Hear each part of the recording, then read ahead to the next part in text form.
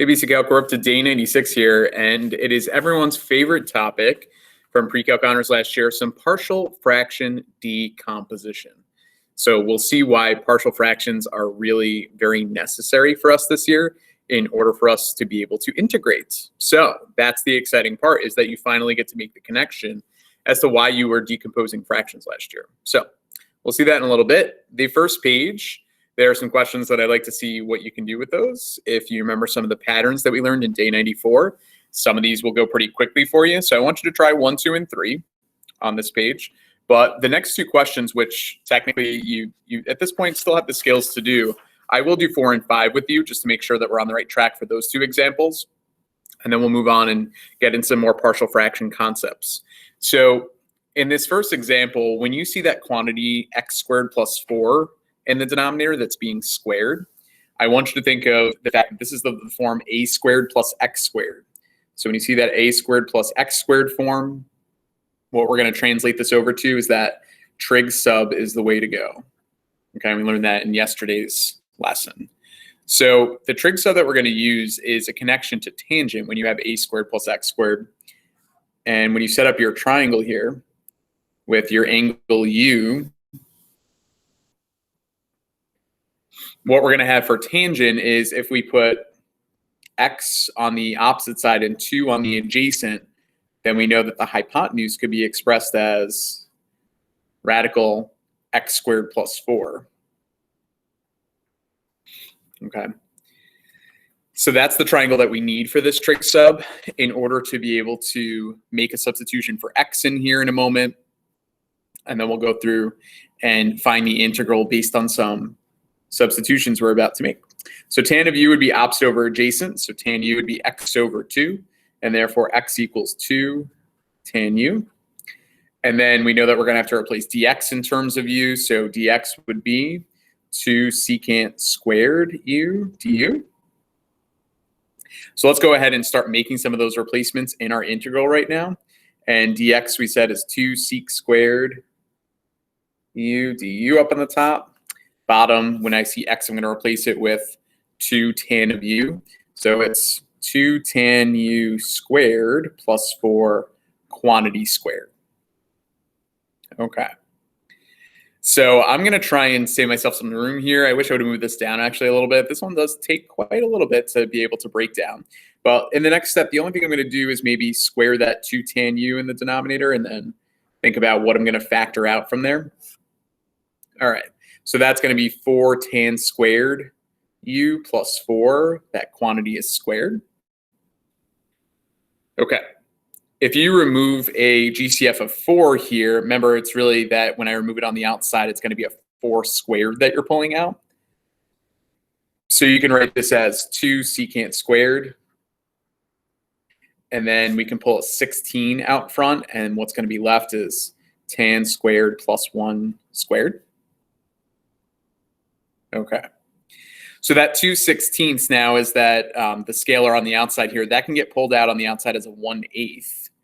So we get 1/8, get that out of the way. Then we get secant squared u du. And 1 plus tan squared is, oh, isn't that also secant squared? But it's secant squared squared. Okay, don't forget that we have that square on the outside there as well.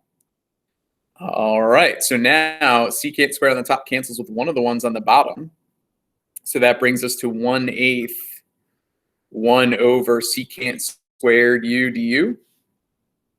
And 1 over secant squared, all right, I run out of space here. I'm going to very carefully bring my work up over here. Well, that's the same thing as cos squared, isn't it? And now we're back to where we a very familiar and maybe comfortable place. If you look back at the notes from yesterday with trig sub. So cos squared, we're going to make our replacement of 1 plus cosine 2u over 2. Okay, if you bring the 1/2 out front to make it a 1/16, you would then be integrating 1 plus cosine of 2u, which is with respect to u, plus integral of cos is going to be sine of 2u over 2. And then we've seen this a few times that when we have sine of the double angle, that's 2 sine cos. So those 2's cancel. So it leaves us to 1/16 of u plus sine u, cosine u. All right, and then from there, we want to go and make some substitutions. So we know what u is, according to our substitution at the top. U would be tan inverse of x over 2, so 1/16 times tan inverse x over 2, plus sine of u and cos of u. We're going to evaluate based on our triangle. Sine would be opposite over hypotenuse, so that's going to be x over radical x squared plus 4. Cosine adjacent over hypotenuse is 2 over radical x squared plus 4. I'm going to need one big parentheses out there. And the last thing I guess we can do is distribute that 1/16 in and clean things up a little bit, because it's nice that those have the same radical denominator there. So it's going to be 1/16 tan inverse of x over 2, plus up top here you would get 2x. So that 2 is going to reduce with the 16 and make it a 1/8 out front. So 1/8 of x times, or over, sorry, these radicals multiply to just give you x squared plus 4 down there. Oh, you got to squeeze in a plus c. Don't forget about plus c. Whew, okay, that took us a little while to break down, but hopefully with a little bit more practice, you'll start becoming really good at identifying when to use trig sub, and then once you make some replacements, being able to algebraically manipulate here, plug in some known identities, and then break this down in terms of u, make the final replacements in terms of x. So a good example of u sub there. You know, again, hopefully you're able to follow the process. If you have any questions about that, let me know. For number 5, to get started on this one, we have a quadratic over a linear term. And when that's the case, if you ever have anything that's an improper fraction, where it's either equal heavy on the top and bottom, or this is actually top heavy at that, you're going to wind up dividing that out and seeing what you're left with and see if you can calculate that integral any easier. So I'm going to divide x minus 2 into 2x squared plus 3x plus 1. So the 2x squared divided by x is 2x here. So then if I multiply through by x minus 2, that's 2x squared minus 4x. So when we subtract, 3 minus the negative 4 is a 7x. Bring down the plus 1. 7x divided by x is a plus 7. So then we get 7x minus 14. Subtract. 1 minus negative 14 is 15 as the remainder.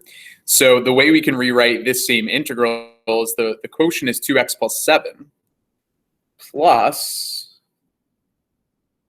15 over x minus 2. Okay, that should be much easier for us to integrate than what we had at the start. So doing this long division process, and again, the way you have to do that is if it's improper. So I'm going to bring this down here and write this as 2x plus 7. And actually, you know what? I'm going to even separate that from the 15 over x minus 2, because definitely some different strategies in order to integrate there. You know, the integral 2x plus 7, that linear term, that's pretty easy. We're going to use anti-power rule. So this would be x squared divided by 2 out front. So actually, that's just x squared plus 7x. Plus, if you pull the 15 out from the top, you would get 1 over x minus 2. And when you have 1 over, if you think of this as u, we know that that's an integral involving ln at this point. You don't really need a u substitution because du would just be dx with u equaling x minus 2. So if you can visualize it, you can just do 15 times the natural log of the absolute value of x minus 2. And then, of course, good old plus c there. So when you're faced with fractions, you have to resolve the issue if it's not an easy u sub, let's say, by, in this case, doing some polynomial division. But if it's not improper, we need to be able to come up with a process that allows us to break down fractions into smaller parts like this that we can find the integral for. And of course, that's what partial fraction decomposition is all about. Okay, so our final technique, boy, we're really wrapping things up here for chapter 8.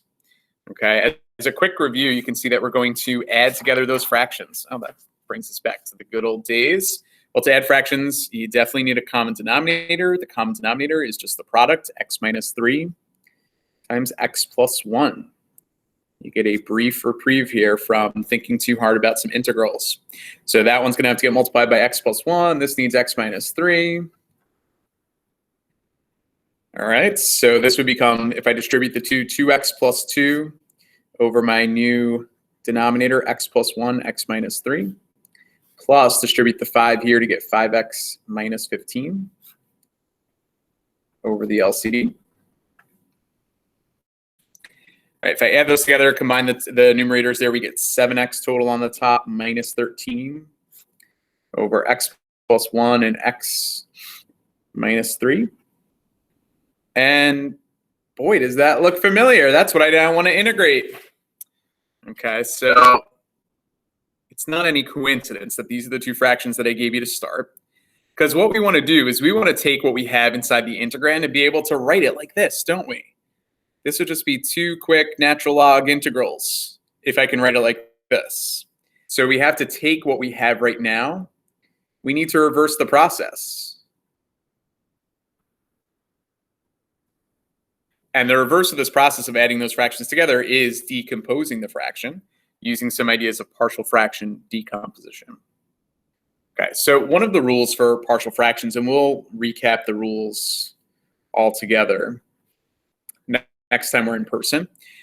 But one of the rules is that the partial fractions for something like this, and this is not improper, right? It's quadratic on the bottom, linear on top. The partial fractions would include a constant over the first linear factor, x minus 3, plus a constant over the second linear factor of x plus 1. So we want to be able to determine what are those constants above x minus 3 and x plus 1, such that if I add these together, we get 7x minus 13 up in the numerator there. Now, we already know what the answers are. We know it's a 2 and a 5, but let's see how we can algebraically justify that here. All right, if I were to add these back together again and get a common denominator, a is going to get multiplied by x minus 1 to make that common denominator. So a is going to get multiplied by x minus 1, and similarly, b is going to get multiplied by x minus 3. So if I only consider these numerators here of what's going on up there, that has to equal the numerator on this side, 7x minus 13. So once you have this equation set up to find a and to find b, if you distribute the a, you get ax minus a plus over here bx minus 3b is equal to 7x minus 13. And what we're going to do is we're going to create a system of equations. We're going to have 2 equations. Our 2 unknowns, of course, are a and b. So the first equation would be that ax plus bx is going to equal 7x. And then if I just look at the constants, negative a minus 3b has to equal just the constant that's in the numerator, which is negative 13. And you can actually even translate this over to saying that the top is really that a plus b has to be 7. If ax plus bx is 7x, then the coefficients a and b have to add up to 7. And now this becomes a pretty easy system for us to solve. And I'm just realizing here that I missed a sign somewhere, didn't I? I know you must be yelling at home from your computer. This is supposed to be x plus 1, but I wrote x minus 1. So let's see if I can fix that fast. Plus, wow, look at me. Plus, right? Whew, that was a close call, guys, but thank you for shouting that from your homes. Okay, so therefore, if I put that plus 1 in there, that's plus a. I'm just checking to make sure that all makes sense. Yep, that looks good. Okay, given the fact that this is a positive a now, in order to eliminate a variable, why don't we subtract the equations, top minus bottom? So a minus 8 cancels. B minus negative 3b is 4b. 7 minus negative 13 is 20. And therefore, b is 5. That's good news. That's supposed to be a 5. Okay. Plug it back in quickly to find a. A plus 5 is 7. So therefore, a is 2. That's also good news. That's what it's supposed to be. So we were able to determine the values, those constants a and b, such that we were able to break this up into partial fractions. And now that I have it written that way, we can integrate 2 over x minus 3 dx, and I'll even separate it from the other one, 5 over x plus 1 dx. And the final answer for this integral that we started with is 2 times the natural log of absolute value x minus 3 plus 5 ln absolute value x plus 1 plus c. Now, again, we don't need u sub here because the coefficients of x are just 1s there. If it was anything other than a 1x, we'd really have to just be careful about watching those coefficients and how that would affect the outside there, okay? But that's not so scary, is it? I don't know, partial fractions, we can do it. All right, let's try this one. So we get 2x minus 3 over the binomial squared x minus 4, that quantity right there. All right, another rule with partial fractions is that if you have a quantity squared in the denominator, the partial fractions would include some constant over x minus 4 plus another constant over x minus 4 squared. Okay, so that's going to be an important rule to pay attention to. We'll extend that a little bit further in just a minute. But I can't separate this into x minus 4 and x minus 4 because we're going to get a little bit stuck there.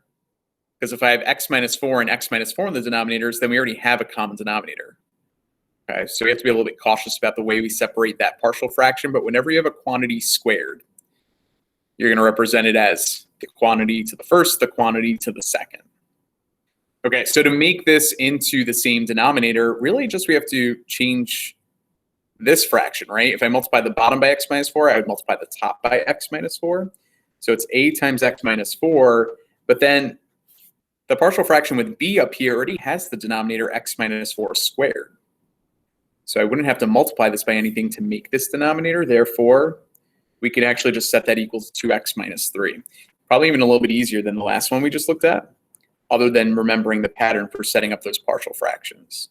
So we get ax minus 4a plus b is equal to 2x minus 3. So what we know from there is that ax is equal to 2x. Okay, so I think we pretty much know the value of a. We also know that negative 4a plus b, the constants, equals the constant negative 3. Okay. Not even a system to solve here. We know that a equals 2. If I go ahead and sub that in right here, negative 4 times 2 plus b is equal to negative 3. And therefore, b is equal to, if I add that 8 over, b would be 5. Okay. So when I go to break this down from the original here, we know that this is broken down into the following partial fractions. A was 2, so it's the integral of 2 over x minus 4 dx plus the integral of 5 over, careful here, it's x minus 4 squared dx. Okay, so this one is just straight up ln, isn't it, right? Because if you have, think of this as u to the negative first is not going to be anti-power rule. It'll be 2 times the natural log, absolute value x minus 4. This one's different though, it's u squared in the denominator. So if I have u to the negative second, I would add 1 to that to make it a negative first power and then divide by negative 1 out front. So what's going to happen here is you don't need natural logs for your final answer. This would be a minus 5 out front. And it would wind up being, if this is to the negative first, you can rewrite it as 1 over that quantity x minus 4 again. But the integral here, if you want to do u sub, go for it, but not sure you need it. It's going to wind up being, again, u to the negative second would be u to the negative first. So then it just becomes 1 over that quantity plus c. So just be a little bit cautious about that one, that we don't always, when we get these partial fractions, wind up resulting in having ln across the way. Okay. Depends what the denominator looks like, of course. So what if we had this set up, though? What if we had some sort of numerator, it doesn't really matter what it is right now, over x minus 4 cubed? What would the partial fractions include here? Well, the partial fractions would be a over x minus 4 plus b over x minus 4 squared plus c over, finally, x minus 4 cubed. So you would need partial fractions starting with that degree 1 here all the way up until whatever the degree of your denominator is. Okay. So just to kind of connect and extend a little bit further from the example we just did, if you have a binomial cubed, we need 3 partial fractions to account for that with our denominators of degree 1, 2, and 3. Okay, last example that we'll do today is this case right here where we have quite a few terms in the denominator. We have 3 terms down there. Now this is not improper. The degree of the numerator is 2, the degree of the denominator would be 3. So the way the partial fractions would be set up here is you would have a over the first linear factor x minus 3 plus b over x minus 2 plus c over x plus 4. Okay, if I were to try and add all those fractions together to get that LCD of x minus 3, x minus 2, x plus 4, the a is going to need to get multiplied by both of these, the x minus 2 and the x plus 4. So that's the first piece of this. Plus b is going to need to get multiplied by x minus 3 and x plus 4. And finally, c needs these two, x minus 3 and x minus 2. Okay. And then eventually I would set this equal to what's in the numerator currently. So this is going to be a times x squared. Middle term here would be plus 2x if I multiply those together, minus 8. Plus b times x squared. There's going to be a plus x minus 12. And then c times x squared minus 5x plus 6. Okay, so now that I have that established, if I were to distribute those constants in, we're going to get ax squared, bx squared, and cx squared. So the coefficients of those x squared terms, the a, the b, and the c, have to add up to the coefficient of the x squared term in the numerator, which is 6. Okay.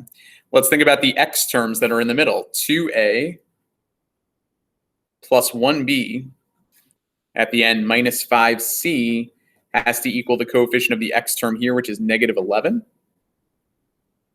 And then finally, the constants would be negative 8a minus 12b plus 6c is equal to the constant negative 14. Okay, 3x3 systems. I don't want you to have to spend the time algebraically solving here, whether you're going to use, reduced row echelon form, Gaussian elimination, something from Algebra 2 honors that you remember. Let's just use the calculator. Let's use some matrices here, okay? So I'm going to enter this into an augmented matrix. All that means is we're going to take the coefficients of this matrix and write it as a 3x4. Throw in matrices right back in here. Hopefully you remember how to work with them here. And then I'm going to do reduced row echelon form of that matrix, and you'll see what that looks like when I do it on the calculator. The top row is 1, 1, 1, 6. I'm going to separate those answers on the other side. Then we get 2, 1, negative 5, negative 11, and then negative 8, negative 12, 6. Negative 14. Okay. Just want to really carefully type that in so that we don't miss a sign anywhere or anything like that. To get to matrix, it's second x to the negative 1. Okay, second x to the negative 1 will bring you to your matrices. Maybe you have something typed in already from pre-calc honors last year, or if you just love matrices and editing them. I don't know. Let's go to edit though. I'm going to edit matrix A to be a 3x4. Okay, we have 3 rows going across 4 columns. So I'm going to quickly type in our values, 1, 1, 1, 6. Uh-oh, hold on. Sorry, guys. Got a little too fancy on there. That turned into a 16. Good thing I caught that. All right, 2, 1, negative 5, negative 11. And then finally, negative 8, negative 12, 6, negative 14. Okay, hopefully I typed all that incorrectly. That's looking good. All right, once you're done editing the matrix, you need to quit that screen. Second mode, quit. Go back to matrix, second matrix. Go over to math in the middle and scroll up till you find RREF, option B. You want to do reduced row echelon form on, go back, second matrix, and choose matrix A, the one we just edited. And if you don't remember what RREF means, you'll see in a moment when I hit enter. Reduced row echelon form is where you have 1s on this main diagonal here, 0s everywhere else. And this tells you that A equals 1, B equals 2. C, oh man, guys, this one's as easy as 1, 2, 3. Love it. Who knew it was going to come out so nicely? I did. All right, A is 1, B is 2, C is 3. Got it. Okay, so if A is 1 and B is 2 and C is 3, we can now, if you want to do an integral in front of each of those, it would be the integral of 1 over x minus 3 dx plus the integral of 2 over x minus 2 plus 3 over x plus 4. All right, and the nice thing about this is because the degree of the denominator there, these are all going to turn out to be ln absolute value. So ln absolute value x minus 3 plus, take that 2 out from the top, 2 ln absolute value x minus 2 plus 3 ln absolute value x plus 4 plus c. Wow. Isn't that just fun? I love partial fractions. Okay. Hopefully you have fond memories of them as well. If you don't have fond memories, the good news is that we are going to practice tomorrow in class. So just making sure that even if we don't go through and find the whole integral afterwards, let's make sure we can set up the partial fractions. And then from there, we can talk about the process of how you would create that system of equations that results from them. So we'll save these 3 for class tomorrow, make sure we understand the process and some additional rules that we didn't get to talk about in the video today. So that's it for today's lesson, day 96. If you have any questions, let me know. Have a great day.